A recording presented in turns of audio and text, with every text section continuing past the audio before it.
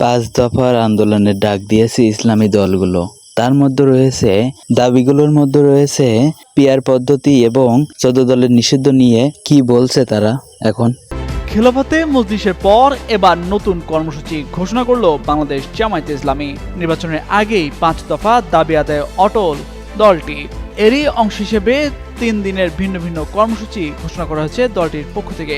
জামায়াতের নায়েবে আমির ডাক্তার সৈয়দ আব্দুল্লাহ মোহাম্মদ তাহের নতুন এই কর্মসূচি ঘোষণা করেন। সোমবার দুপুরে রাজধানীর মগবাজারে আলফালা মিলনায়তনে এক সংবাদ সম্মেলনে মোহাম্মদ তাহের বলেন, জুলাই জাতীয় সনদের ভিত্তিতে আগামী ফেব্রুয়ারিতে নির্বাচন আয়োজন, উভয় কক্ষে পিআর পদ্ধতি চালু, লেভেল প্লেইং ফিল্ড নিশ্চিত, ফ্যাসিস্ট সরকারের বিচার কার্যকর এবং জাতীয় পার্টি ও 14 দলের কার্যক্রম নিষিদ্ধ করার দাবিতে এ কর্মসূচি ঘোষণা করা হয়েছে।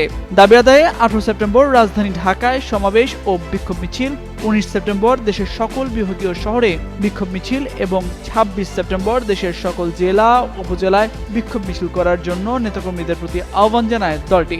জুলাই সনদ বাস্তবায়নে মূল বাধা কোথায়? এই প্রশ্নের জবাবে তাহের বলেন, ঐকমত্য কমিশন তো খুবই শক্তিশালী। একটা কথা হলো রাজনৈতিক, আরেকটা বিষয় হলো আইনগত। রাজনৈতিক বিরোধিতার কারণে আইনগত বিষয় সমাধান হচ্ছে না। সুতরাং অধিকাংশ রাজনৈতিক দল ঐকমত্য হলে দ্রুত কার্যকর করা সম্ভব, কিন্তু এখনো দলগুলো ঐকমত্য হতে পারেনি। তবে 5টি বিকল্প প্রস্তাব দেওয়া হয়েছে। এছাড়া আগামী 5 মাসের মধ্যে দাবি আদায়ের প্রতি জোর দেন জামায়াতের এই নেতা। আয়না ঘরের মতো আইয়ামে জাহিলিয়াতের কেউ ন্যাক্কারজনক মানুষকে কষ্ট দেওয়ার সেই ক্ষেত্র আমরা দেখেছি, যার কারণে গণ অভ্যুত্থান 24শে জুলাই না জুলাই 24, 2000 যে অভ্যুত্থান হয়েছে, বাংলাদেশের ছাত্র জনতার দাবিটা ছিল এই দেশ সুন্দর করা, ফেসিবাদ মুক্ত হওয়া, খুনিদের থেকে দেশ রক্ষা পাওয়া। এই ক্ষেত্রে 91টার মতো দেশে পিআর পদ্ধতি আছে। আমরা প্রতিটা ভোটারের তাদের মূল্যায়নের জন্য ভোট পিআর পদ্ধতি আমরা দাবি করেছি। এরপরে এককভাবে ফ্যাসিস্ট সরকার তৈরি হওয়ার মতো পরিবেশ পিআর পদ্ধতি থাকে না। আর এখানে সংবিধান বারবার এককভাবে ক্ষমতায় যাওয়ার পরে যে চটি বই হিসেবে সংবিধানের ব্যবহার করা, এই পরিবেশে থাকে না। আর বাংলাদেশের বেশিরভাগ রাজনৈতিক দল পিআর পদ্ধতি চেয়েছে এবং বাংলাদেশের সাধারণ মানুষ, যেটা সুজন জরিপে এসেছে, 71% মতো মানুষ পিআর পদ্ধতিতে নির্বাচন চেয়েছে। যদি লেভেল প্লেইং ফিল্ড তৈরি না হয়, সেখানে আমরা নির্বাচনে যাব কীভাবে? এটা আপনাদের কাছে আমরা প্রশ্ন রাখলাম, কারণ এখানে তো আমাদের জানের মায়া রয়েছে, এখানে আমাদের মালের মায়া রয়েছে। কারণ আগে পরে দিনের ভোট রাত্রে বাক্সে ঢুকিয়ে রাখা হতো, এখনও তো সেই পরিবেশটা আমাদের থেকে দূর হয় না। আমরা তো সেটা দেখছি যে এখন আধিপত্য এবং ফ্যাসিস্টদের এবং চাঁদাবাজদের যে দৌরাত্ম্য, কালো টাকার যে দৌরাত্ম্য, সেখানে গুন্ডা বাহিনীর মাধ্যমে, তাদের পেশি শক্তির মাধ্যমে এখানে সাধারণ মানুষ ভোট দিতে পারবে না। এটাই হলো বাস্তবতা, বিগত বাংলাদেশের ইতিহাস। এই পরিবেশ থেকে বাঁচার জন্যে এখানে পিআর পদ্ধতি অতীব জরুরি, দেশকে সুন্দর করার জন্যে।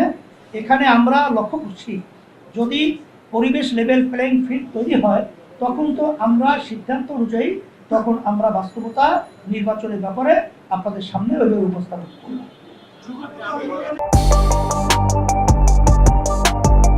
নির্বাচনের আগেই 5 দফা দাবি আদায় করতে মরিয়া বাংলাদেশ জামায়াতে ইসলামী। একই দাবিতে অনড় সমমনা বেশ কিছু রাজনৈতিক দলও। কথা ছিল দাবি আদায়ে যুগপৎভাবে একসাথে মাঠে নামবে এই 8টি দল। রাজপথের কর্মসূচির মধ্য দিয়ে আদায় করে নেবে নিজেদের দাবি। তবে হঠাৎ করেই এই কর্মসূচি থেকে সরে দাঁড়ায় জাতীয় নাগরিক পার্টি এনসিপি। এরপরই প্রশ্ন ওঠে, ফাটল ধরেছে কি জামায়াত ও এনসিপির মধ্যে? সূত্র বলছে, এনসিপির অভ্যন্তরে আপত্তি ওঠায় এখনই জামায়াতে ইসলামীর সঙ্গে সমঝোতায় যাচ্ছে না দলটি। জুলাই জাতীয় সনদের আইনি ভিত্তি এবং নির্বাচনের আগে সনদের বাস্তবায়ন চাইলেও এনসিপি জামায়াতের সঙ্গে আন্দোলনে থাকবে না।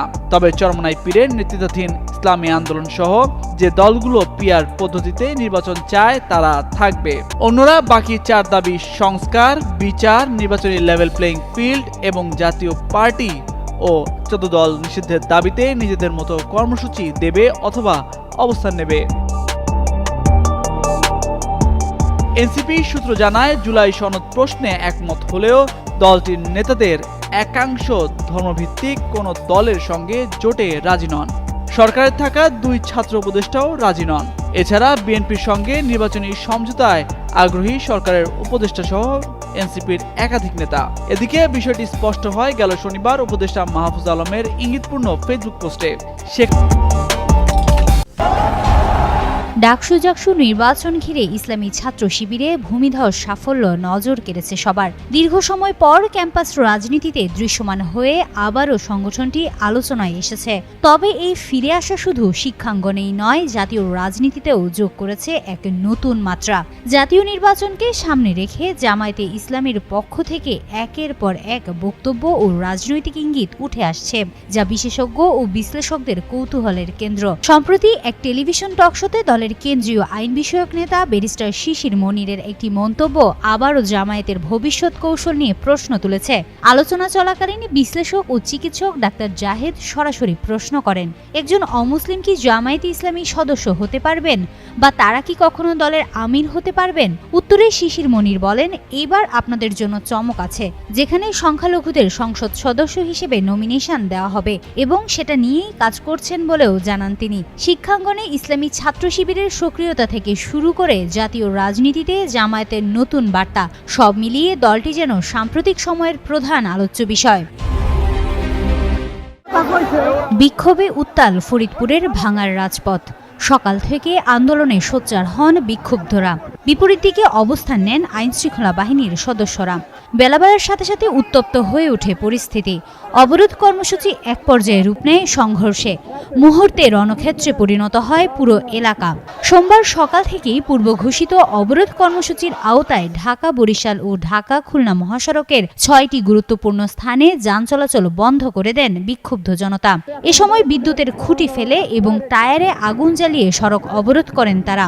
বিক্ষোভকারীদের একটি অংশ ভাঙা থানার দিকে অগ্রসর হয়ে ইট পাটকেল ছোড়ে এবং পুলিশের গাড়িতেও আগুন ধরিয়ে দেয়। পরিস্থিতি নিয়ন্ত্রণে রাখতে রাইট কার নিয়ে অবস্থান নেন পুলিশ ও এপিবিএন সদস্যরা। পরে পরিস্থিতি ভয়াবহ রূপ নিলে ভাঙা ঈদগাহ মসজিদে আশ্রয় নেন তারা। আন্দোলনকারীদের দাবি, নানা অব্যবস্থাপনা এবং প্রশাসনের অবহেলার বিরুদ্ধে প্রতিবাদে ফুঁসে ওঠেন তারা। এদিকে এ ঘটনায় 90 জনের নাম উল্লেখ করে মামলা দায়ের করেছে পুলিশ। এছাড়া সার্বক্ষণিক টহল দিয়ে পরিস্থিতি নিয়ন্ত্রণ রাখার চেষ্টা চালাচ্ছে সেনাবাহিনী। কবে দেশে আসবেন বিএনপির ভারপ্রাপ্ত চেয়ারম্যান তারেক রহমান?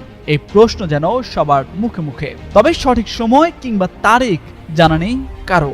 সম্প্রতি বিএনপি বেশ কয়েকজন নেতার মুখ থেকে তারেক রহমানের দেশে আসার বিভিন্ন তথ্য পাওয়া গেলেও কাটছে না ধোঁয়াশা। এর মধ্যেই বিএনপির ভারপ্রাপ্ত চেয়ারম্যানের দেশে আসা নিয়ে বিস্ফোরক মন্তব্য করলেন রাজনীতিবিদ ও সাবেক সংসদ সদস্য গোলাম মাওলা রনি।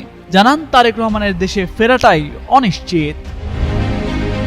গেল 8 সেপ্টেম্বর যমুনা টেলিভিশনে এক অনুষ্ঠানে তারেক রহমানের দেশে ফেরা নিয়ে প্রশ্ন ছুড়েন উপস্থাপক। এ সময় রনি বলেন, তারেক রহমান একটি ঘটনার মধ্য দিয়ে দেশ ত্যাগ করেন, তাই সে বিষয়ের সুরাহা না হওয়া পর্যন্ত দেশে আসার সম্ভাবনা নেই। বিএনপির ভারপ্রাপ্ত চেয়ারম্যানের দেশে ফেরার জন্য যেই নিরাপত্তা, শৃঙ্খলা কিংবা পরিবেশ দরকার তা বর্তমানে নেই বলেও মনে করেন তিনি। সাবেক এই সংসদ সদস্য বলেন, বিষয়টি নিয়ে বিএনপির কোনো নেতা কিংবা তারেক রহমানের সাথে তার সরাসরি যোগাযোগ হয়নি, কিন্তু বাইরের থেকে তার আসার বিষয়ে যে উত্তেজনা তৈরি করা হয়েছে তা দলের জন্য ভালো ফলাফল বয়ে আনবে না। কারণ এর মধ্যে বেশ কিছু বিতর্কিত কর্মকাণ্ডের কারণে আলোচনা রয়েছেন দলের অনেক নেতাকর্মী। এমন অবস্থায় সাধারণ মানুষের মাঝে একটি আস্থা তৈরি হয়েছে যে সে বিদেশে থাকার কারণে হয়তো নেতাকর্মীদের এইসব কর্মকাণ্ড বন্ধ করতে পারছেন না। তবে তিনি দেশে আসার পরও এমন চললে দল ও তার প্রতি মানুষের একটি নেতিবাচক প্রভাব পড়তে পারে বলে মনে করেন গোলাম মাওলা রনি।